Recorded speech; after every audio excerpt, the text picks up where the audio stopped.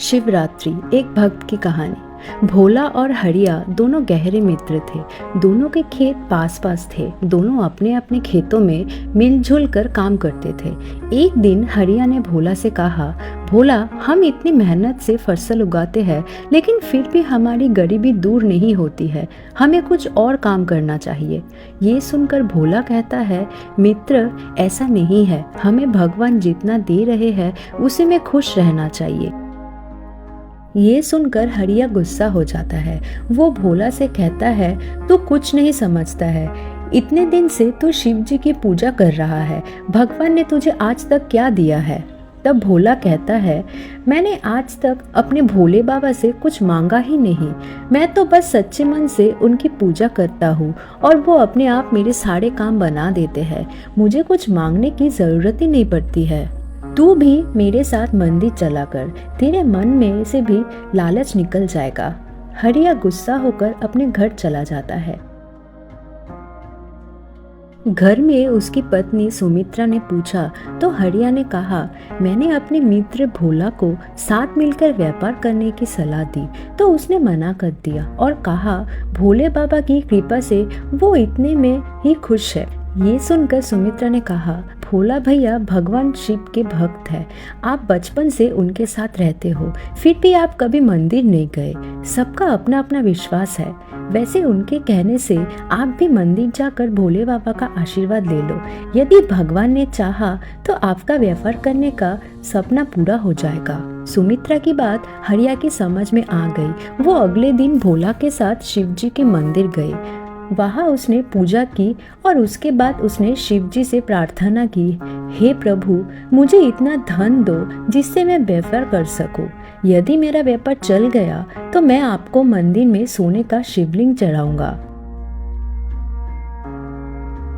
उसकी प्रार्थना सुनकर भोला मुस्कुरा रहा था, लेकिन उसने हरिया से कुछ नहीं कहा और वापस आकर अपने खेत में काम करने लगा। कुछ दिन बाद हरिया ने कर्ज लेकर व्यापार शुरू किया।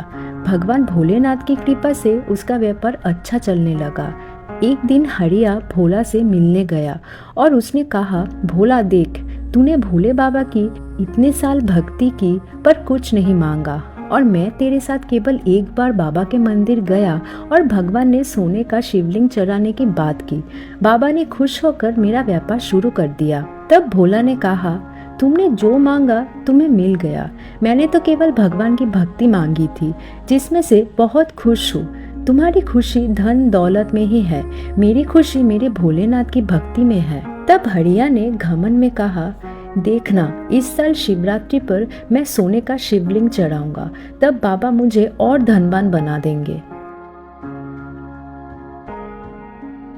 उसकी बात सुनकर भोला मुस्कुरा कर रह गया।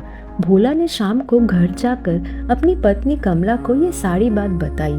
तब कमला ने कहा, आपके भोले बाबा भी भेदभाव करते हैं। आपके मित्र की एक दिन की पूजा से प्रसन्न होकर उसे धन दे दिया और आप इतने सालों से पूजा पाठ कर रहे हो, उसका क्या? कल आप भी मंदिर जाकर बाबा से कहना कि आप भी सोने का शिवलिंग चढ़ाएंगे। भोला ने कहा, लेकिन शिवरात्रि में तो कुछ ही दिन बाकी है, मैं सोने का शिवलिंग कहाँ से लाऊंगा?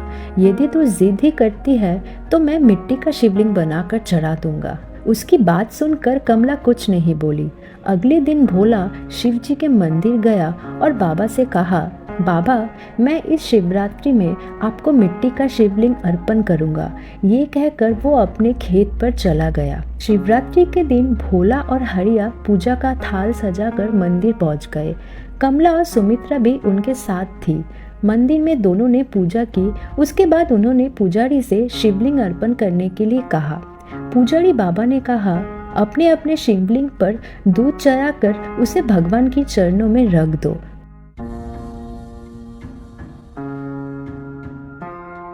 उसकी बात सुनकर हरिया जोर से हंसने लगा।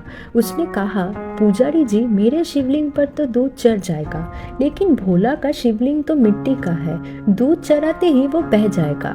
ये सुनकर भोला की आंखों में आंसू आ गए। उसने भोलेनाथ से कहा, बाबा, आज आपके भक्त की परीक्षा है।